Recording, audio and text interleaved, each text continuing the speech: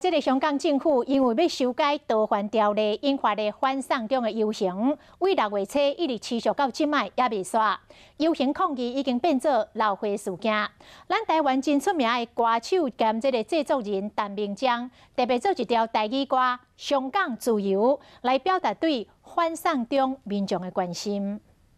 香港啊，美丽土地。 一字一句唱出对香港反送中民众的不甘，制作人陈明章亲自作词作曲，写出这首《香港自由》，传到网络。我暑假反送中的示威者用来抵抗警方的雨伞涌入其中，细节内面嘛，互人感受到香港民众的无奈甲无助。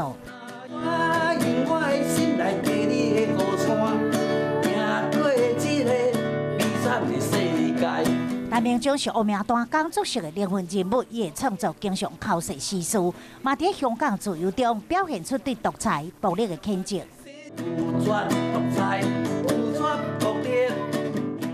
陈明章透过助理表示，伫元朗拍人的事件中，发现有新的互人被拍，感觉不可思议。希望这首歌会当互香港人更加团结。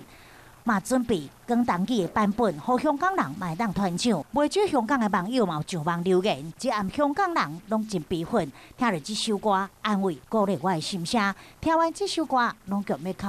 这嘛是董事长白火器这音乐人创作出经了后，又搁在一首为香港发声的台湾歌曲。